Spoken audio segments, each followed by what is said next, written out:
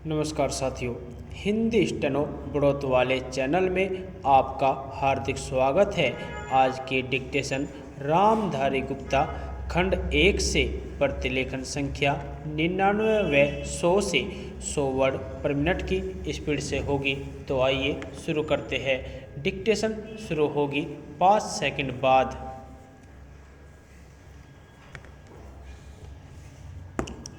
Start.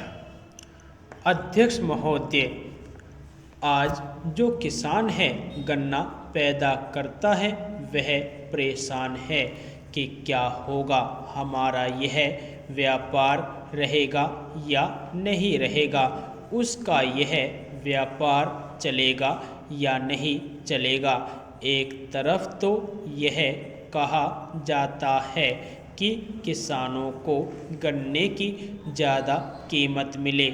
हम किसानों की सहायता करना चाहते हैं और किसानों से हम यह आशा करते हैं कि वे अधिक पैदा करें, लेकिन दूसरी तरफ किसानों को जो मिलने वाली चीज़ें हैं उन पर नए कर लगाए जाते हैं।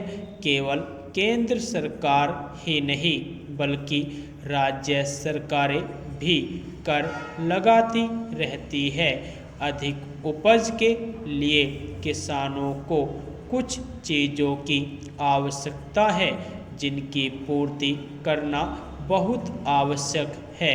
उनको ऐसे साधन चाहिए जिनको वे खेती में उपयोग कर सके। हमारे प्रदेश में बड़े बड़े बांध बने हैं और उनसे बिजली पैदा होती है, लेकिन बिजली घर का कहीं पता नहीं है। बिजली घर यदि बना भी हुआ है तो भी उनको बिजली नहीं मिलती है। नलकूप पड़े हैं लेकिन चालू नहीं किए जा रहे हैं। जहाँ पर बिजली पहुँची भी है वहाँ के जो किसान हैं वे भी दर दर की ठोकरें खाते फिरते हैं, लेकिन उनको बिजली नहीं मिलती है।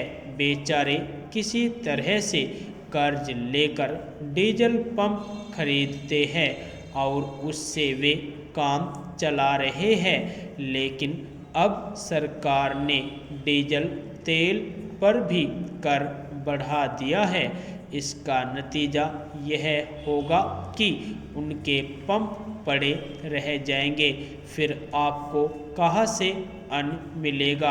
आप किसान से यह आशा करते हैं कि वह अधिक अन्न पैदा करके आपको दे, उपज बढ़ावे, लेकिन जो साधन है उन पर आप कर लगाते जा रहे हैं। किसान पर आप इतना बोझ डालते जा रहे हैं कि उनके प्रयोग को ही वह भूल जाएगा। खाद की भी बात की जाती है। आप कारखाने भी खोलना चाहते हैं। दुनिया के जो बड़े बड़े देश हैं उनको आप निवेदन कर रहे हैं कि यहाँ आकर वे खाद के कारखाने खोलें और खाद पैदा करें। क्या खाद आप इसलिए पैदा करना चाहते हैं कि किसान उसको ले जाए और उसकी फसल भस्म हो जाए।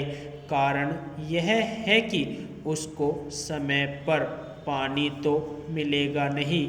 अगर पानी नहीं मिलेगा तो खाद किस काम आएगा। इसलिए आवश्यकता इस बात की है कि उसे पहले पानी दिया जाए। अध्यक्ष महोदय, मैं आज एक ऐसे विषय पर बोलने जा रहा हूँ जो देश के सामने एक बहुत बड़ी समस्या बना हुआ है। आजकल कृषि पर बहस चल रही है।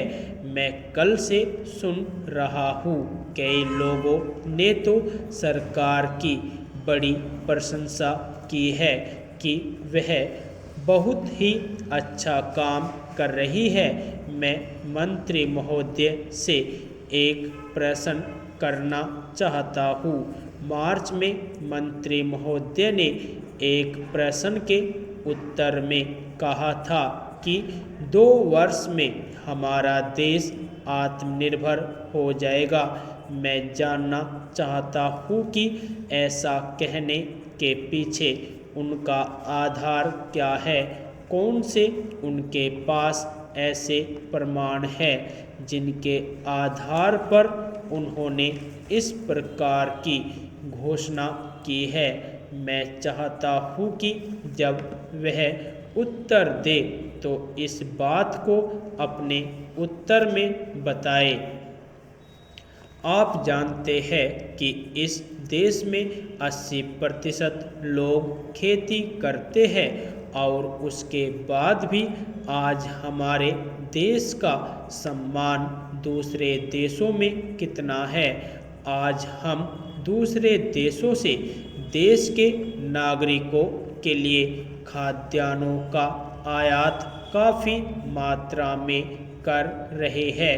खाद्यान्न की स्थिति बिल्कुल संतोषजनक नहीं है। देश में जहां लोग 80% खेती करते हैं, हम भोजन के मामले में भी आत्मनिर्भर नहीं हुए हैं। इसके कुछ कारण हैं। जिस समय देश स्वतंत्र हुआ उसी समय से इस सरकार ने कुछ गलतियां की है, जिसका यह परिणाम है कि आज इतने वर्षों के बाद भी हम आत्मनिर्भर नहीं हो सके हैं। उसका सबसे बड़ा कारण यह है कि अपने देश में पहला स्थान खेती को न देकर उद्योग को दिया गया है। उद्योग हमारे देश के लोगों की जीविका का मुख्य साधन नहीं हो सकता है। भोजन की समस्या के हल के लिए किन किन चीज़ों की आवश्यकता है, उसकी तरफ हमें ध्यान देना चाहिए। सबसे पहले पानी की आवश्यकता है। मैं समझता हूँ कि देश में सिंचाई पर काफ़ी जोर दिया जाना चाहिए और सिंचाई तथा खाद्य मंत्री एक होना चाहिए। यह मेरी मांग है। पानी के बाद खाद के लिए खेती के लिए खाद भी आवश्यक है। खाद का स्थान दूसरा हो सकता है। आज देश में खाद की बात काफ़ी जोर देकर कही जाती है। यह कहा जाता है कि उपज को बढ़ाने के लिए खाद की आवश्यकता है। बिना खाद के उपज नहीं बढ़ सकती, किंतु खाद कहाँ तक उपज को बढ़ा सकेगी, यह भी देखने और सोचने की ही बात है। इस ओर एक समन्वयक नीति चाहिए। यदि आपको डिक्टेशन अच्छी लगी हो तो हमारे चैनल को सब्सक्राइब करें तथा वीडियो को लाइक व शेयर भी करें। धन्यवाद।